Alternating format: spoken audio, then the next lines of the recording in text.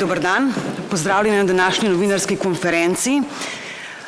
Z nami sta minister za zdravje Danijel Bešič-Loredan in Aleš Šabeder, direktor Urada za nadzor kakovosti investicije v zdravstvu. Glede na to, da smo časovno precej omejeni, bomo omejili na 5 vprašanj, potem pa prosim za zaključek. Minister, izvolite. Ja, Nina, hvala. Lep pozdrav vsem skupaj. Jaz bom na začetku zelo kratek, potem bom prepustil besedo gospodu Šabedru, da pokažemo dejstva. Torej, temeljna ali pa ključna tema konference danes je dogajanje ali pa domnevno dogajanje na psihiatrični kliniki. Želim samo izpostaviti 3 točke. Ministrstvo ves čas postavlja ljudi in pacijente na prvo mesto. Tako bomo tudi pokazali, kaj smo naredili od prve prijave dalje, zakaj smo to počeli v tišini in bistveno proč od oči javnosti, je zato, ker gre za posebej ranljivo skupino ljudi z težkimi psihozami ali pa težkimi duševnimi motnjami, kjer vemo, da so vsi zaposleni, ki delajo s temi ljudmi, s temi pacijenti v stiski. Gre namreč za uporabo prisilnih ukrepov, gre namreč za temeljne človekove pravice in gre za dostojno zdravljenje ljudi, ki ne odločajo ali pa niso zavestni, kaj počnejo. Veliko je agresije in moje ključno sporočilo danes je, da zaščitimo ljudi, ki potrebujejo storitve duševnega zdravja in posebej psihiatrične obravnave. Seveda ostro in brezkompromisno obsojamo vsakršno obliko nasilja. Ostro in brez česarkoli bomo obsodili vsako dokazano krivdo in bomo zahtevali odgovornost vpletenih, posebej pa, če se bo kasneje tudi izkazalo vodstva bolnišnice, v tem primeru psihiatrične klinike v Ljubljani. Tako kot smo aktivno, intenzivno, z vso empatijo, racionalno in z vsemi pooblastili, ki jih imamo, obravnavali dogodke v splošni bolnišnici Celje, ki so vsem znani, in v zdravstvenem domu Velenje z enako stopnjo resnosti in z enakim pristopom smo obravnavali tudi vse dogodke na Univerzitetni psihiatrični kliniki v Ljubljani, ki vemo, da je ena od 5 psihiatričnih ustanov. Vemo, da zdravi najtežje pacijente in vemo, da so zaposleni tam najbolj obremenjeni. A še enkrat, nihče nima moči in pravice nad človekovo pravico do dostojnega zdravljenja, do spoštovanja življenja in nihče ne sme uporabljati sile ali kakršnekoli oblike nasilja, tudi če gre za mejno področje. Tukaj morajo biti, bom rekel, navodila, smernice, pravila še toliko bolj jasna in vsako vodstvo katerekoli psihiatrične bolnišnice mora narediti vse, da se ta pravila spoštujejo in da vkolikor se dokaže krivda, mora biti to sankcionirano. V uvodu samo še to, da tako kot smo v bolnišnici Celje na ministrstvu odredili, se pravi sistemski nadzor, tako smo ga tukaj. Sistemski nadzor je odrejen po ključnih pravilih sistemskega nadzora. Kdo ga bo izvajal, ne želimo razkriti zaradi varnosti izvajalcev, ker gre za posebej kočljivo temo. Na osnovi vsega, kar smo dobili, posebej na osnovi informacij iz zadnjega tedna, smo podali tudi kazensko ovadbo na policijo in pričakujemo, da bodo vsi organi opravili svoje delo. Naj povem tudi, da smo v zadnjih 4, verjetno 6 tednih intenzivno proučevali delovanje psihiatrične klinike, pridobili informacije tako pri njihovem sodelovanju z sodišči, kot tudi pri njihovi vlogi in aktivnosti v registru samomora in poskusov samomora, kot tudi predtem že, se pravi takoj od lani, ko smo dobili prvo prijavo, smo zahtevali od razširjenega strokovnega kolegija, da se smernice uporabe prisilnih ukrepov ali pa varovalnih ukrepov ali pa pač vsega, kar se v psihiatriji, smo zaprosili RSK in RSK bo do novembra te smernice tudi nadgradil in bodo obvezne v vseh psihiatričnih ustanovah. Preden predam besedo gospodu Šabedru, ki bo kronološko pokazal, kaj vse smo na ministrstvu in tudi na UNKIZ-u, ki je v sestavi Ministrstva za zdravje naredili, se želim resnično še enkrat dotakniti posebej ranljive skupine ljudi in področja duševnega zdravja, ki mu na ministrstvu posvečamo posebno pozornost. Take pozornosti še nikoli ni bilo. Novela zakona o duševnem zdravju je v parlamentarnem postopku. Mi tudi vemo, da je potrebno pripraviti nov zakon o duševnem zdravju, ki bo tudi naslovil na sistemski ravni vse to, čemur smo priča sedaj medijskim oziroma obtožbam v javnosti. Vse to že delamo mesece. Torej, kar smo naredili, ni v ničemer spodbujeno s tistim, kar se dogaja v zadnjem tednu. Vse aktivnosti ministrstva potekajo že mesece in tedne in to želimo danes pojasniti. Ta dokument, ki ga bomo predstavili, se pravi ta prezentacija bo tudi potem javna, bo posredovana v javnost, kjer bomo natančno dali vedeti vsem, kaj se je naredilo v okviru možnosti, ki jih mi kot Ministrstvo za zdravje imamo. Pa preden predam besedo samo še en stavek. Odgovornost za vse, kar se dogaja v psihiatrični kliniki v Ljubljani, nosi direktor zavoda, nad tem je svet zavoda, Ministrstvo za zdravje nima nobenih pristojnosti, kar se tiče upravljanja in nadziranja direktorja. Hvala lepa. Gospod Aleš. Hvala za besedo. Verjetno bo lažje, če se presedem k prezentaciji. Bom predstavil tudi to. A se sliši? Bo v redu. Lepo pozdravljam tudi v mojem imenu. Zdaj uvodoma bi, kar je že minister tudi uvodoma povedal, tudi sam poudaril, da ostro obsojamo vsako vrsto nasilja nad vsemi pacienti v zdravstvenih ustanovah, posebej pa nad tako ranljivimi skupinami, kot so psihiatrični bolniki. Kot je minister tudi napovedal, smo za današnjo tiskovno konferenco pripravili kronološki povzetek vsega dogajanja v zvezi z dogajanjem na psihiatrični kliniki v Ljubljani. Prvič smo imeli stik ali pa bili obveščeni o nepravilnostih 15.9., ko je ministrstvo prejelo prvo anonimno prijavo oziroma anonimno pisanje v zvezi z nasiljem na psihiatrični kliniki.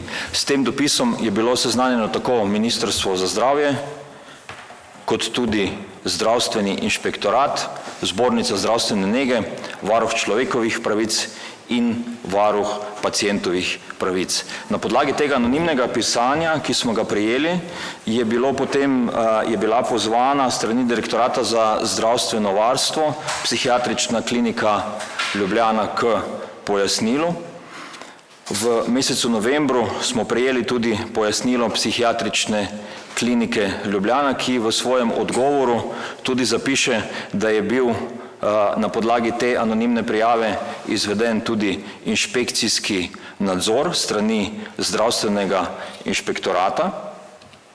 Tukaj je tudi sken tega dokumenta, zapisnika o inšpekcijskem nadzoru, ki je bil izveden. Spodaj v levem kotu vidite tudi datum poročila, to je 23.9. Jaz upam, da se vse te številke in zapisi tudi vidijo.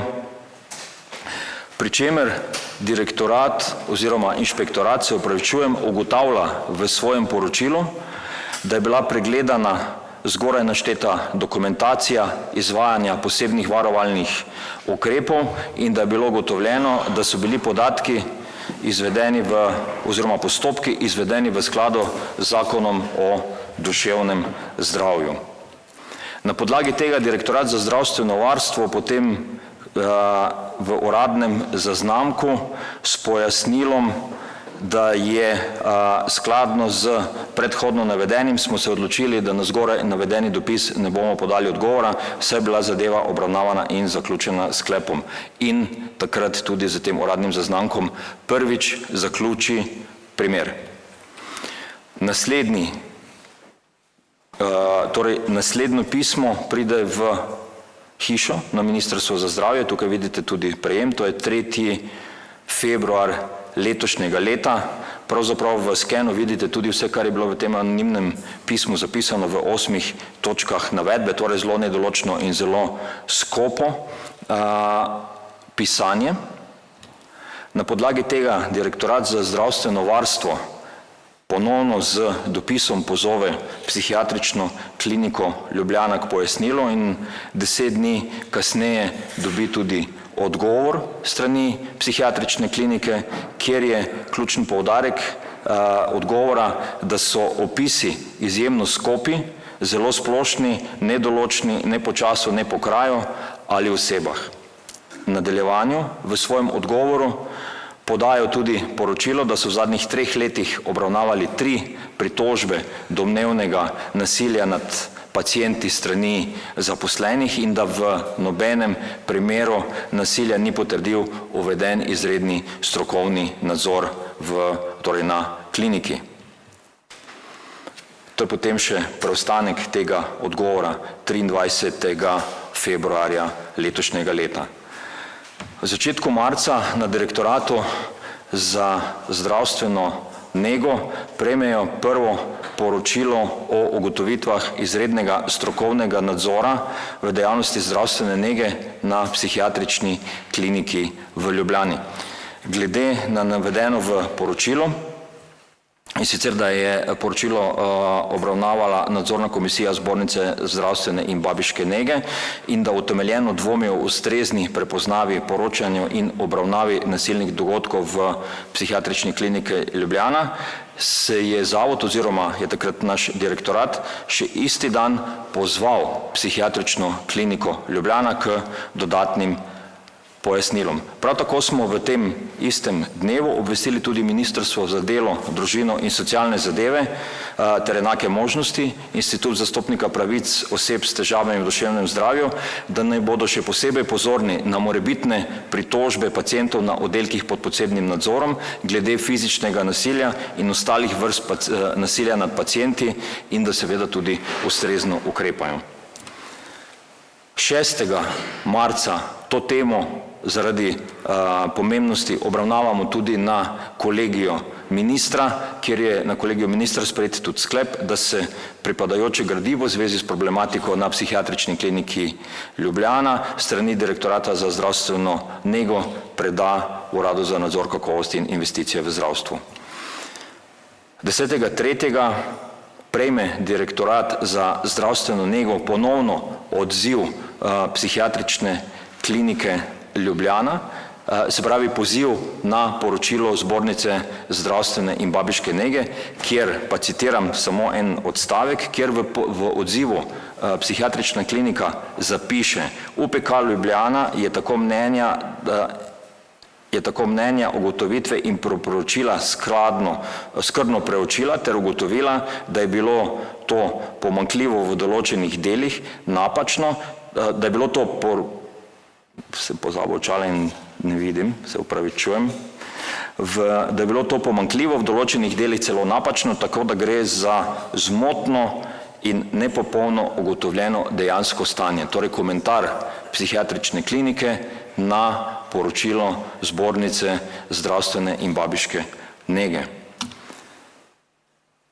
Na podlagi vse pridobljene dokumentacije in dogodkov, ki sem jih opisal do sedaj, izvedemo na ministrstvu dodatni interni kolegij, torej medresorski kolegij, na katerem so prisotni predstavniki Direktorata za zdravstveno nego, Direktorata za zdravstveno varstvo in Urada za nadzor, ki sprejmemo 3 sklepe. In sicer, da se zadeva, kot je bilo dogovorjeno na kolegiju ministra, odstopi na Urad za nadzor, da se istočasno opravi odstop zadeve zdravstvenemu inšpektoratu in da se poda odstop zadeve Policijski upravi Ljubljana.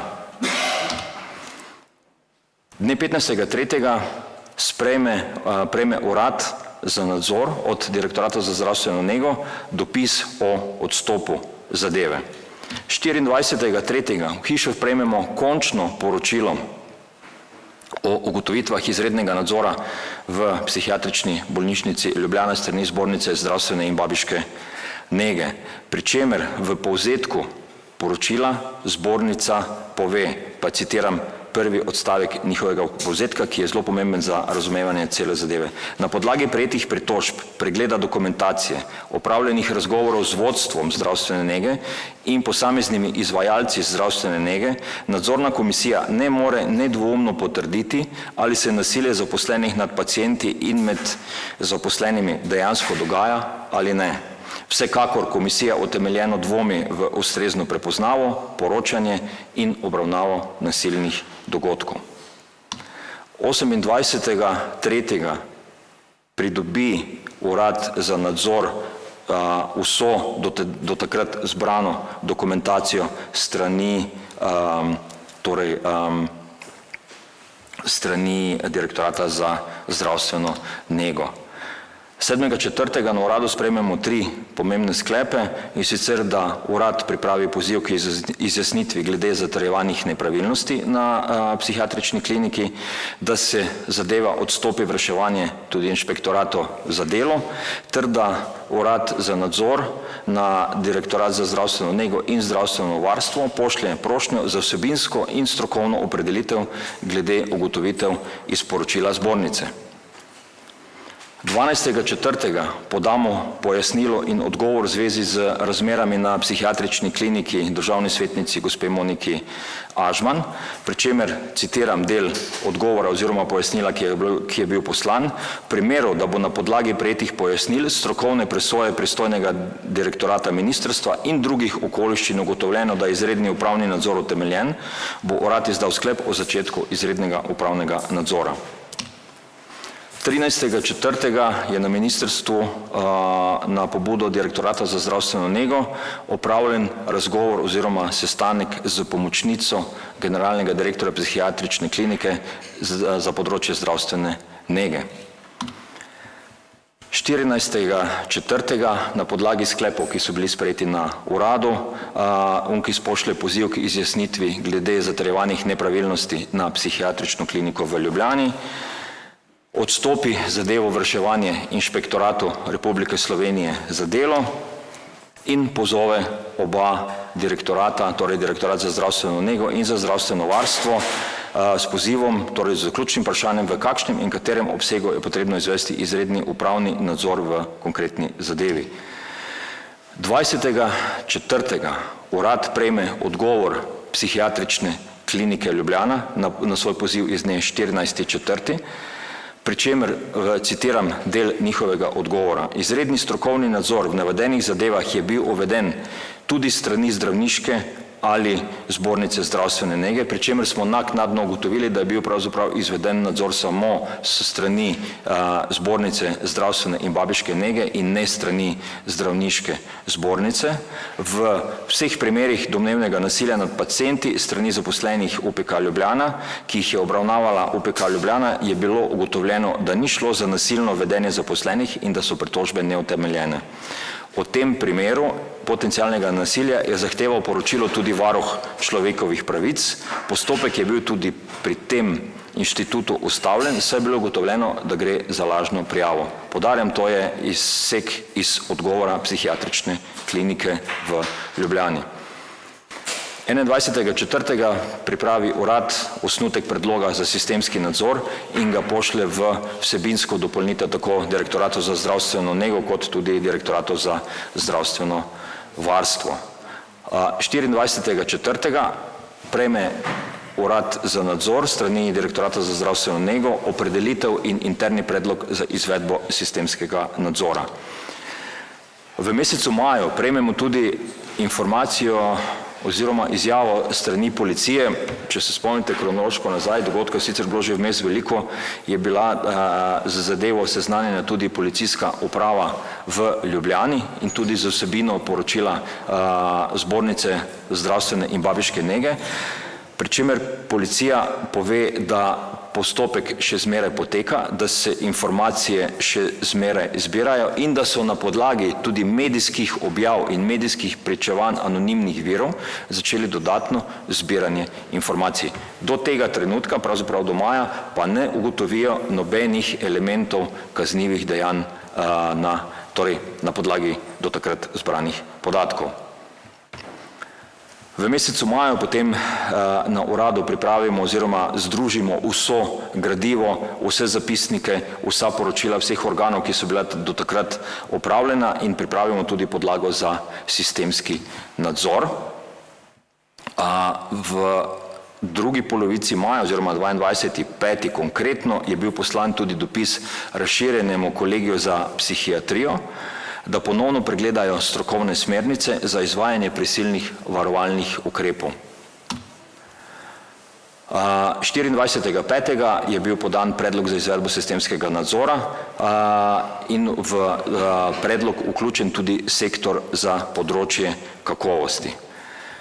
29.5. na podlagi našega poziva dobimo tudi že odgovor razširjenega strokovnega kolegija za psihiatrijo, v katerem nam v enem izmed sklepov tudi povedo oziroma sporočijo, RSK za psihiatrijo predlaga člane delovne skupine, ki so tudi spodaj navedeni, ki bodo do meseca novembra 2023 pripravili posodobitev priporočil in smernic za uporabo posebnih varovalnih ukrepov v psihiatriji.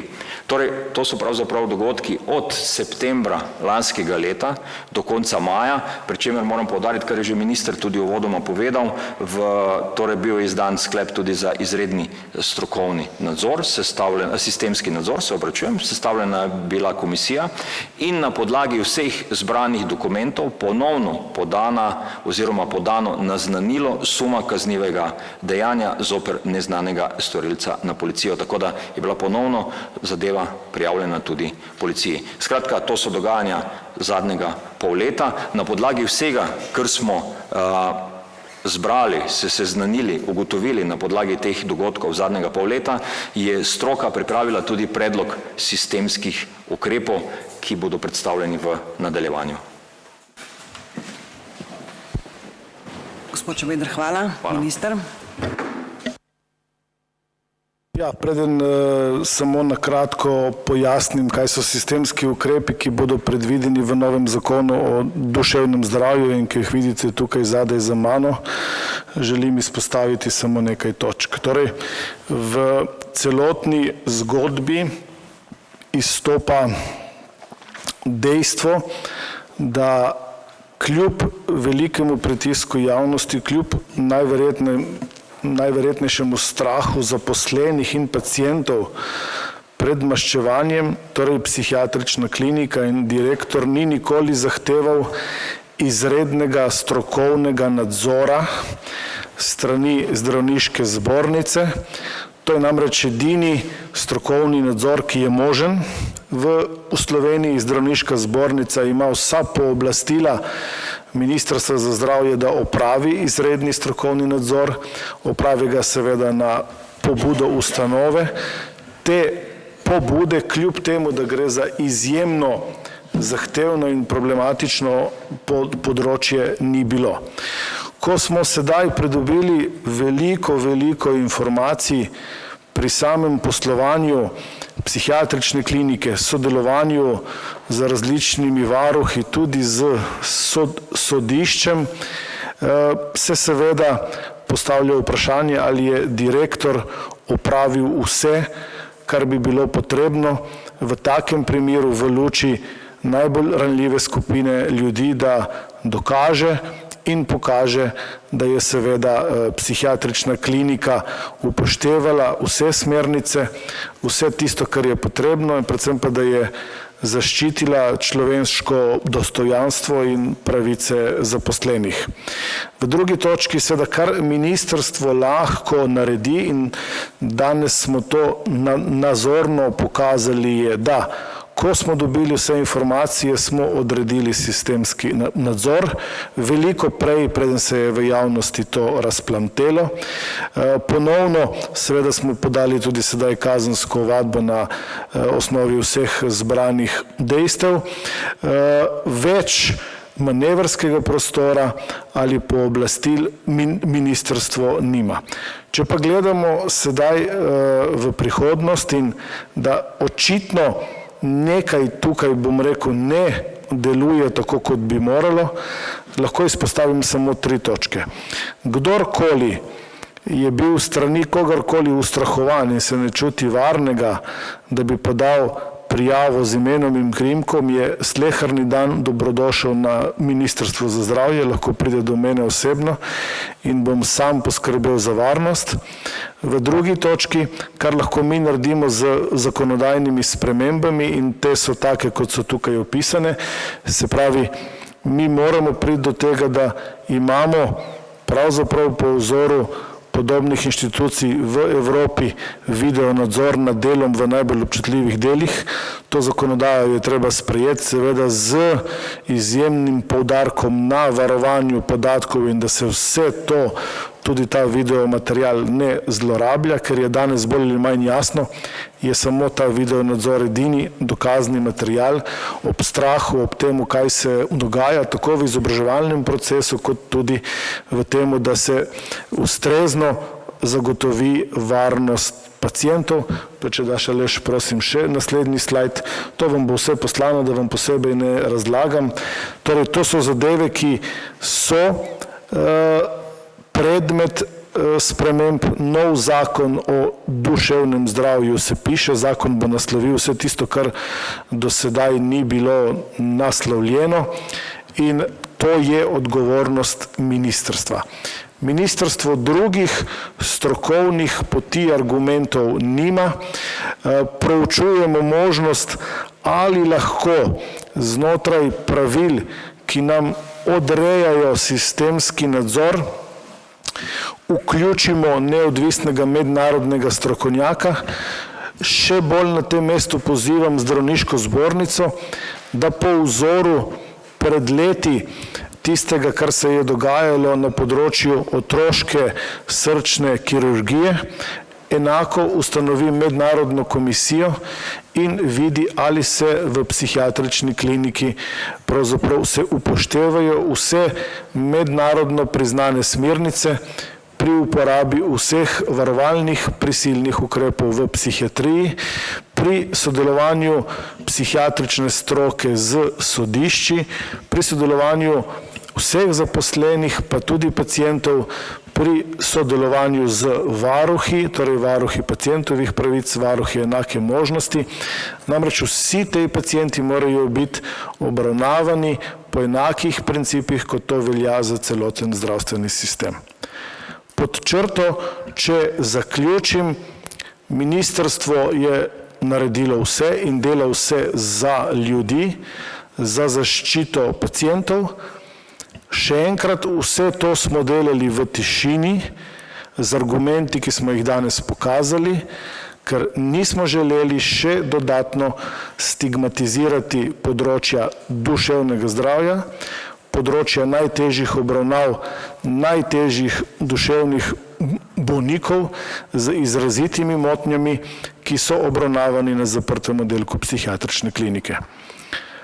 Sam kot minister menim, da smo na ministrstvu naredili vse, kar je v naši pristojnosti. Ne čutim posebne odgovornosti ali kakršnekoli odgovornosti, da bi na to temo odstopil, ker menim, da smo enako obravnavali tako dogodke v Celju, v Velenju, kot tudi na psihiatrični kliniki, s poudarkom, da gre tukaj za posebej ranljive skupine ljudi in smo posebej skrbno to obravnavali na vseh direktoratih ministrstva, kot tudi na UNKIS-u, ker je pa zadeva sedaj prešla meje diskretnosti, bo tudi to gradivo, ki smo ga danes pripravili, postalo javno, ker je prav, da javnosti pokažemo, kaj vse smo na ministrstvu naredili za zaščito pacientov, za zaščito ustanove in predvsem, kaj vse se v zadnjem letu ali pa v zadnje pol leta dogaja na področju duševnega zdravja, ker so vsi predhodniki pred nami to pometli pod preprogo, ker se s tem niso želeli ukvarjati. Hvala lepa. Hvala. Direktor nas bo zdaj zapustil, ker ima druge obveznosti. Minister pa je na voljo za vprašanja. Kot smo že rekli, imamo zaradi časovnice samo 5 vprašanj. Prosim, če se predstavite. Jaz sem Barbara Smaila, N1.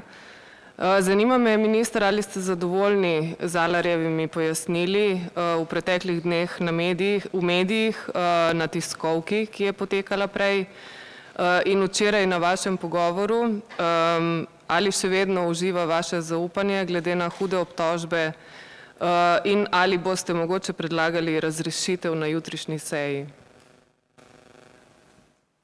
Torej, kot sami veste, minister za zdravje nima nobenih pristojnosti predlagati razrešitev direktorja. Klinika ima svet zavod mora opraviti svoje delo. Včeraj je direktor z ekipo prišel na Ministrstvo za zdravje, odkrito smo se pogovorili, dal sem mu jasno vedeti, da naj vendarle stopi pred kamere in pove vse, kar je bilo storjeno z njihove strani. Dal sem mu tudi jasno vedeti, da vkolikor bo katerikoli nadzorov in vse ostalo, kar se dogaja, bomo na ministrstvu ustrezno ukrepali, posebej tudi na vladi. Vemo, da ima vlada sedaj predstavnike v svetu zavoda. Kar bi izpostavil še enkrat dejstvo, da po moji oceni direktor klinike ob vsemu, kar se je dogajalo, se je na nek način oprl samo za notranje strokovne nadzore. Vemo, da gre za posebej kočljivo problematiko. Včeraj je razlagal, da je posebej poklical vse vodje oddelkov, pa tudi, bom rekel, zaposlene, ki so bili priča in vsi so podali pisne izjave, da se nič ni dogajalo. Vsi, ki smo v zdravstvu že dolgo in ki vemo posebej, za kako občutljivo temo gre, bi pričakovali da se opravi resnično izredni strokovni nadzor z popolnoma neodvisnimi strokovnjaki. Vkolikor je Slovenija premajhna, bi mogla biti naloga in odgovornost direktorja zavoda posebej, ker je v forenzičnih vodah, v psihologiji in psihiatriji že 15-20 let. To je edini način, da bi resnično objektivno pokazal, da se na psihiatrični kliniki dela tako, kot se mora, v skladu z vsemi smernicami. Tako da tukaj z moje strani je naredil napako, zdaj kako se bo ta napaka manifestirala in ali je za vsem tem, kar je pravzaprav razložil včeraj na sestanku in danes na tiskovni konferenci stoji in je v to prepričan in se ne pokaže, da ni ničesar prekrival, potem je stanje kristalno jasno. Torej, Še enkrat, kadar gre v tako kočljivih situacijah, bi pričakoval od tako izkušenega direktorja, da uporabi zunanji izredni strokovni nadzor strani zdravniške zbornice, po možnosti z mednarodnimi strokovnjaki. To je edina inštitucija, edini ukrep, ki lahko dokaže, da na psihiatrični kliniki, kljub temu, da gre za mejno področje uporabe varovalnih, bom rekel, ukrepov v psihiatriji, delajo tako, kot delajo v tujini. Torej, lahko rečemo, da je vaše zaupanje vanj porušeno? Lahko rečemo, da po moji oceni ni opravil naloge, ki bi jo moral opraviti, ampak vendarle o tem odločajo drugi in ta odločitev je v rokah sveta zavoda. Rebeka Tomadus, Svet kanala. Zakaj naj bi zdravniška zbornica, kot ste rekli, upravljala nadzor dela, ko pa so nadlegovanja obtoženi tehniki, ne pa zdravniki? Morate vedeti, torej zdravniška zbornica je edina, ki celotno strokovno delovanje opravi v celoti. Torej, kdaj so bili izredni varovalni ukrepi odrejeni, zakaj so bili odrejeni, ali so bili upravičeno odrejeni in kako celoten postopek organizacije dela pri tako težkem področju, kot so izredni varovalni ukrepi, poteka. Torej, ali so sestanke, kako je izobraževanje, ali se poroča, ali imajo v bistvu pacienti tudi možnost in to je možno resnično samo z izrednim strokovnim nadzorom, ki zajema od vrha pravzaprav dol vse do konca. Vidimo, da je zbornica Babiške Nebe svoje delo opravila, izsledki so jasni, gre za utemeljen dvom, ki pa nikoli ni bil dokazan. Še enkrat dopuščam možnost, da je v tako težki situaciji, v tako težkih pogojih dela, seveda za zaprtimi vrati, vsakemu zaposlenemu zelo težko priti, zadevo prijaviti in seveda ostati tam v službi. Zato, kot sem vam rekel, eno so sistemski ukrepi, ki so bili predstavljeni in bo to zakonodajno rešeno, drugo je, da smo in bomo na ministrstvu pozvali sedaj vseh 5 psihiatričnih ustanov v Sloveniji, kako to delajo tam in kako vršijo nadzore. Tretje je pa to, da vsem zaposlenim in tudi pacientom in tudi svojcem damo možnost, da to zadevo prijavijo, vkolikor je pretežko in prehudo, da to naredijo na policiji, naj pridejo na ministrstvo, mi bomo poskrbeli za anonimnost in da bodo postopki izpeljani. Ker najlažje je, bom rekel, anonimno prijavljati nekaj, tako kot se tukaj pavšalno prijavlja, veliko težje je, bom rekel, ad personam z imenom in preimkom opisovati dejstva, ki se dogajajo mogoče že nekaj časa. Domen Andalesta, jaz bi imel vprašanje v 2 delih. Najprej glede kronologije, ki jo predstavil gospod Šabeder, predstavuje anonimna pisma, potem pomanjkljive, po vaši oceni pomanjkljive odgovore psihiatrične bolnišnice in pa izsledke nadzora zbornice. Kaj od tega, kaj tisto konkretno, na podlagi česar ste se vi odločili, da boste uvedli sistemski nadzor in podali kazensko ovadbo, kaj od tega, ali je to skupek vsega? In pa vprašal bi še glede napovedanih sistemskih sprememb glede videonadzora, ste morda že preverjali, kako bi šlo to skupaj z GDPR-jem, z informacijsko pooblaščenko? Ja, na prvi del vprašanja vam lahko povsem jasno odgovorim. Ko smo proučili celotno gradivo, sestavili vsa dejstva skupaj in ko smo dobili pravzaprav ene informacije strani psihiatrične klinike, druge informacije strani nadzora zbornice, nekaj v komunikaciji s kliniko, je bilo jasno, da uporabimo pravzaprav najmočnejše orožje, če se lahko tako izražim, ki ga imamo, torej sistemski nadzor, kjer sodeluje stroka, uprava, inšpektorat, tako da v celoti lahko, tako kot ste prej omenili, pogledamo sistem zdravniški, nege, organizacijski in vsemu tisto, kar je, ampak ta odločitev je bila sprejeta bistveno prej, kot so se v javnosti pojavile vsi ti očitki, ki se zdaj pojavljajo. Morate povedati, da glede na postopke, ki jih imamo, od odločitve za sistemski nadzor do njegove realizacije, pač glede na postopek, ki je mine 14 dni. Ni možno prej to opraviti, podobno je bilo v Celju in tak sistemski nadzor potem da rezultate v 2-3 mesecih, ker gre pravzaprav za enak princip. Drugo vprašanje, torej vi veste, da imamo sedaj novelo zakona o duševnem zdravju v postopku. Gre za to, da odpravimo ustavne nepravilnosti oziroma neustavnost obstoječega zakona. Te novele do sedaj 5 ministrov pred mano ni uspelo uložiti, mi smo jo uložili, je na dobri poti, da se sprejme in takoj zatem, sedaj, ko imamo celotno zgodbo, bomo začeli najprej že tako, kot smo zakon o digitalizaciji, tudi tu bomo seveda usklajevali za informacijsko pooblaščenko in tako kot sedaj zakon o digitalizaciji čistimo in usklajujemo glede na GDPR in ZVOP-2, seveda bomo tudi tu ta proces peljali od začetka, najprej s temelji, potem pa strokovnjaki in ko imamo usklajeno strokovno, organizacijsko, pravno mnenje, tudi mnenje, kar se tiče varovanja podatkov, bomo to ustrezno zapisali v nov zakon o duševnem zdravju, ki bi po naši oceni moral biti uložen v parlamentarni postopek še v tem letu. Pa še druga tema, iniciativa Glas ljudstva vas z inštitutom 8. marec pozivajo k odstopu, ker ste premalo oziroma nič naredili v zdravstvu. Morda komentar na to in pa kaj pa ste v tej zdravstveni reformi naredili? Ja, hvala tudi za to vprašanje. Jaz moram reči, kolikor tisti, ki sedaj javno pozivajo, smatrajo, da je več kot 35,000 ljudi, ki so storitev dobili v povezavi z našim interventnim zakonom in v primerjavi, kaj se je dogajalo prej, ni dovolj, se pravi, koliko zgodnjega raka smo odkrili, koliko kvalitete življenja smo izboljšali, govorimo o številki več kot 35,000 ljudi.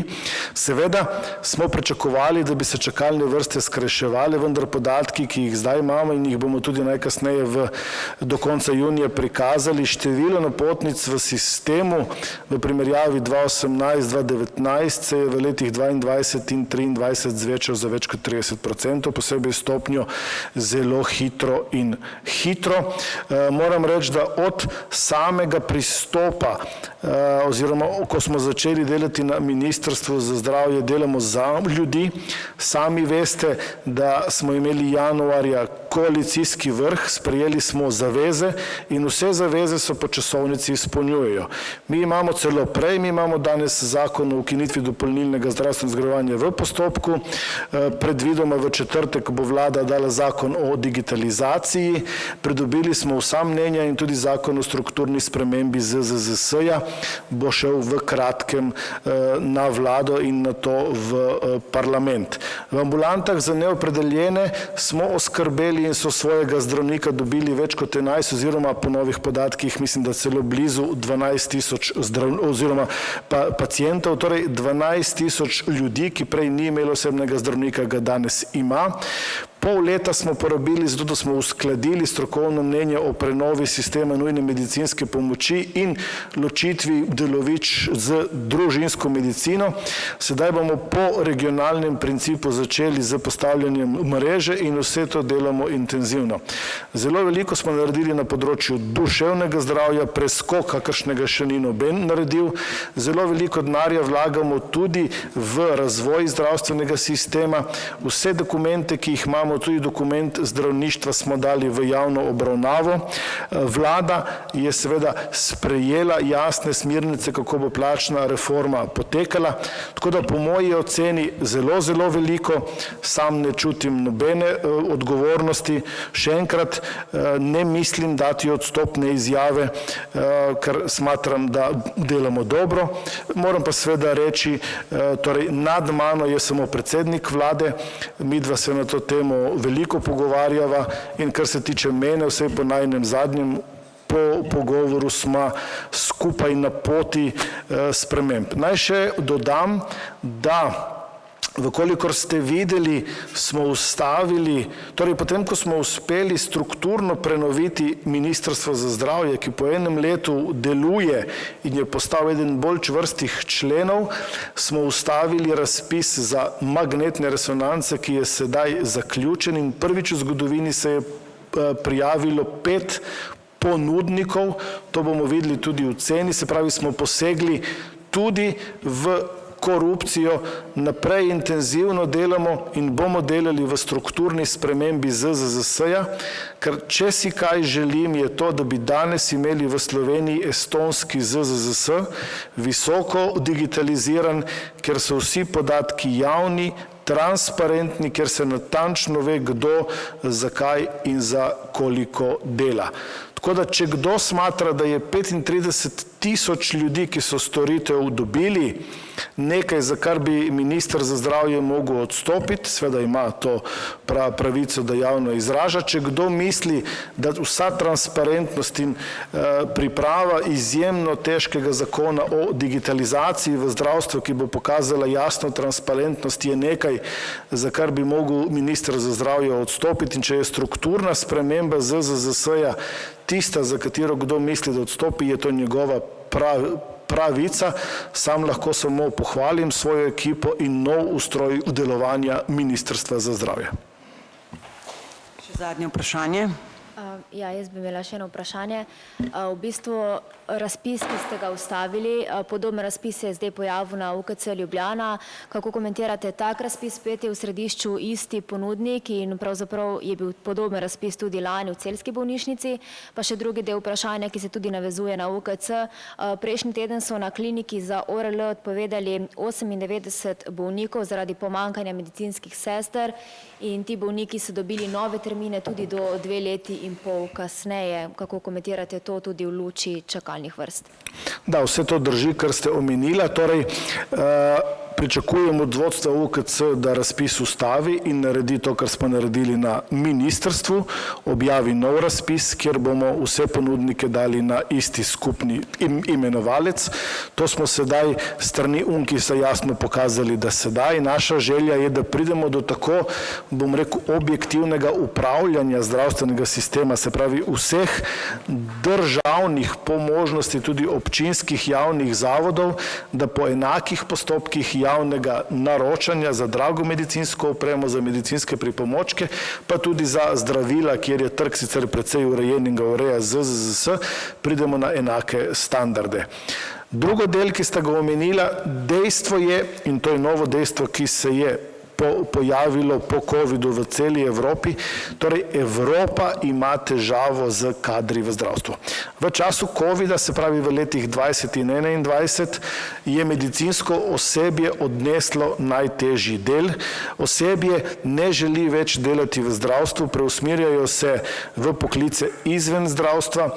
Tukaj seveda iščemo rešitve, tudi v tem delu plačna reforma, tudi v tem delu možnost, da se poišče rezerve izven države, vendar razprava znotraj tega teče, pa bom citiral italijanskega kolega, ministra, s katerim sem se pogovarjal pred nekaj več kot 4 tedni v Štokholmu, je rekel, ne najdemo več v celi Italiji medicinskih sester, ki bi delale, zaradi tega stojijo programi, ljudje ne morejo opravljati svoje dejavnosti in trenutno smo v slepi ulici, ker ne vemo, kako bi to zadevo lahko rešili v dobrobit pacientov. Hvala vsem, da ste prišli. Na žalost moramo zadevo zaključiti. Se vidimo. Adijo.